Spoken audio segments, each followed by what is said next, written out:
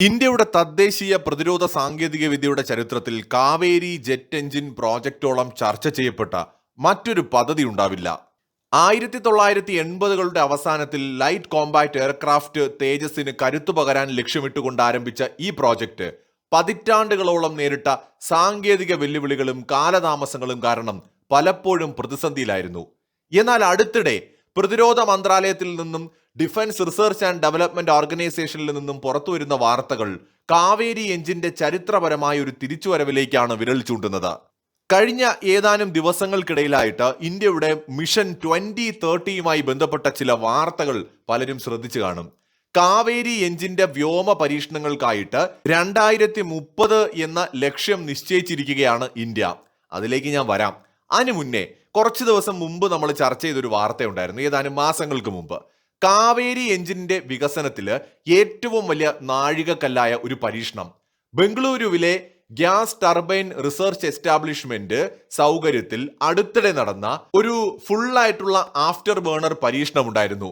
പ്രതിരോധ മന്ത്രി രാജ്നാഥ് സിംഗിന്റെ നേരിട്ടുള്ള സാന്നിധ്യത്തിൽ നടന്ന ഈ ടെസ്റ്റില് എഞ്ചിൻ 81 മുതൽ 83 വരെ കിലോ ന്യൂട്ടൺ പെറ്റ് ട്രസ്റ്റ് വിജയകരമായി ഉൽപ്പാദിപ്പിച്ചു. മുൻകാല പരീക്ഷണങ്ങളിൽ 70-75 കേൺ ത്രസ്റ്റിൽ പരിമിതപ്പെട്ടിരുന്ന സ്ഥാനത്ത് നിന്നാണ് ഈ വലിയ മുന്നേറ്റം ഉണ്ടായിരിക്കുന്നത്. ബ്രഹ്മോസ് എയറോസ്പേസുമായി കൈകോർത്ത് രൂപകൽപ്പന ചെയ്ത പുത്തൻ ആഫ്റ്റർ ബേണർ സംവിധാനമാണ് ഈ വിജയത്തിന് പിന്നിൽ.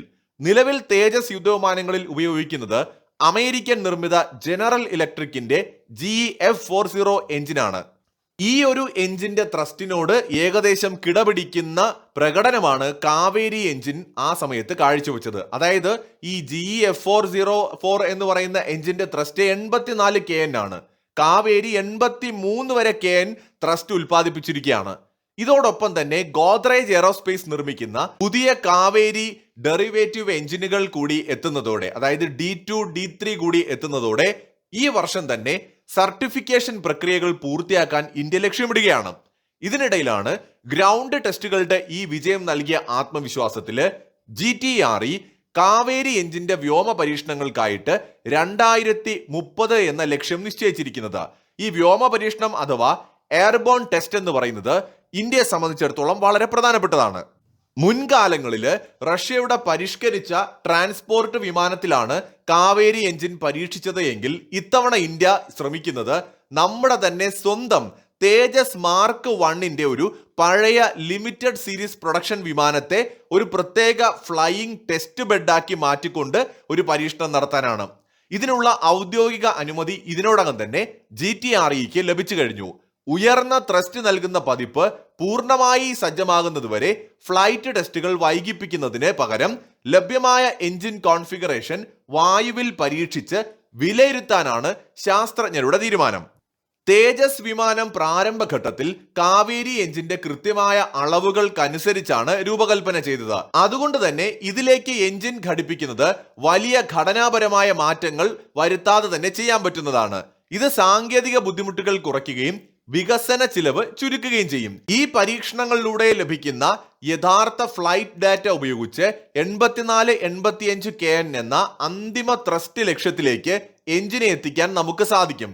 യുദ്ധവിമാനങ്ങൾക്ക് പുറമെ കാവേരിയുടെ ആഫ്റ്റർ ബേണർ ഇല്ലാത്ത ഡ്രൈ പതിപ്പ് ഇന്ത്യ വൻ വിജയകരമായിട്ടാണ് വികസിപ്പിച്ചിരിക്കുന്നത്. 49 മുതൽ 51 കിലോ ന്യൂട്ടൺ ത്രസ്റ്റ് വരെ ഉൽപ്പാദിപ്പിക്കുന്ന ഈ ഡ്രൈ എഞ്ചിൻ ഇന്ത്യയുടെ അത്യാധുനിക അൺമാൻഡ് പ്ലാറ്റ്ഫോം ആയിട്ടുള്ള ഘാതക് എന്ന സ്റ്റെൽത്ത് യുദ്ധ ഡ്രോണുകളിൽ പരീക്ഷിക്കാനായിട്ട് ഇന്ത്യ ഒരുങ്ങുകയാണ്. ഇത് ഡ്രോൺ സാങ്കേതിക വിദ്യയിൽ ഇന്ത്യയെ പൂർണ്ണമായും സ്വയം പര്യാപ്തമാക്കുന്ന ഒരു കാര്യമാണ്. ലബോറട്ടറി സന്ദർശന വേളയിൽ പ്രതിരോധ മന്ത്രി രാജ്നാഥ് സിംഗ് ശാസ്ത്രജ്ഞർക്ക് നൽകിയ നിർദ്ദേശം ഇന്ത്യയുടെ ദീർഘകാല പ്ലാൻ വ്യക്തമാക്കുന്നതാണ്. വിദേശ രാജ്യങ്ങൾ ഇത്തരം പ്രോജക്റ്റുകൾക്കായിട്ട് എടുക്കുന്ന 25-30 വർഷം എന്ന സമയപരിധി ഇന്ത്യ 5-7 വർഷമായി ചുരുക്കണമെന്നും 5ാം തലമുറയിൽ ഒതുങ്ങാതെ 6ാം തലമുറ എഞ്ചിൻ സാങ്കേതിക വിദ്യകളിലേക്ക് കൂടി ശാസ്ത്രജ്ഞർ ശ്രദ്ധ കേന്ദ്രീകരിക്കണം എന്നുമാണ് രാജ്നാഥ് സിംഗ് ആവശ്യപ്പെട്ടത്. ഒരു യുദ്ധവിമാന എഞ്ചിൻ വികസിപ്പിക്കുക എന്നത് ലോകത്തിലെ ഏറ്റവും സങ്കീർണവും അതീവ രഹസ്യവുമായ സാങ്കേതിക വിദ്യകളിൽ ഒന്നാണ്. മുൻപ് നേരിട്ട പരാജയങ്ങളിൽ നിന്ന്, പ്രതിസന്ധികളിൽ നിന്ന് പാഠം ഉൾക്കൊണ്ടുകൊണ്ട് ഘട്ടം ഘട്ടമായിട്ടുള്ള പരീക്ഷണങ്ങളിലൂടെയും വ്യക്തമായ തന്ത്രങ്ങളിലൂടെയുമാണ് ഇന്ത്യ ഇപ്പോൾ മുന്നോട്ട് പോകുന്നത്. ലാബിലെ 83 KN വിജയവും 2030 തേജസ് ഫ്ലൈറ്റ് ടെസ്റ്റ് പ്ലാനും ഘാതക് ഡ്രോണുകളിലെ ഉപയോഗവും ചേർത്ത് വെച്ച് നോക്കുമ്പോൾ ഇന്ത്യൻ വ്യോമയാന മേഖല ആത്മനിർഭർ ഭാരത് എന്ന ലക്ഷ്യത്തിലേക്ക് അതിവേഗം കുതിക്കുകയാണ് എന്ന് ഉറപ്പിച്ചു പറയാം. ഇന്ത്യയുടെ കൃത്യമായ പ്ലാനിങ് കൂടിയാണിത് വ്യക്തമാക്കുന്നത്.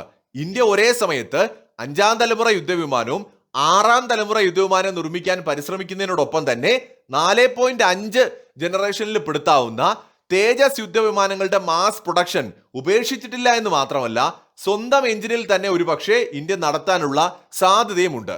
ചുരുക്കത്തിൽ 2030 ആകുമ്പോഴും 40 ആകുമ്പോഴും ഒക്കെ യുദ്ധവിമാന രംഗത്ത് ലോകം അടിമുടി മാറും. അപ്പോഴേക്കും ചൈന 7ാം തലമുറ ഇറക്കും, 8ാം തലമുറ ഇറക്കും എന്നൊക്കെയുള്ളത് വെറും മോഹങ്ങൾ മാത്രമാണ്.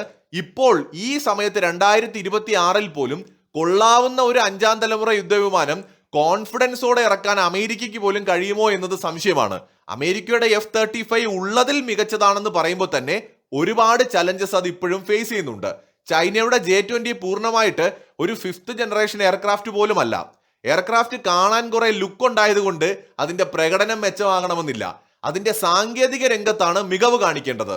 ആ കാര്യത്തിൽ ചൈനീസ് യുദ്ധവിമാനങ്ങൾ ഇനിയും ഏറെ ദൂരം മുന്നോട്ട് പോകാനുണ്ട്. അതുകൊണ്ട് തന്നെ ഇന്ത്യക്ക് ഇപ്പോഴും വൈകിട്ടില്ല. ഇന്ത്യ വളരെ ശക്തമായ പ്ലാനിങ്ങോടുകൂടി മുന്നോട്ട് പോകുന്നു എന്ന് തന്നെയാണ് ഇതെല്ലാം കാണിക്കുന്നത്. ഒപ്പം കാവേരി എഞ്ചിൻ ഒരു വലിയ വിജയമാണ് എന്നതും ഒരു വസ്തുതയാണ്. മറ്റൊരു വീഡിയോയുമായി വീണ്ടും കാണാം.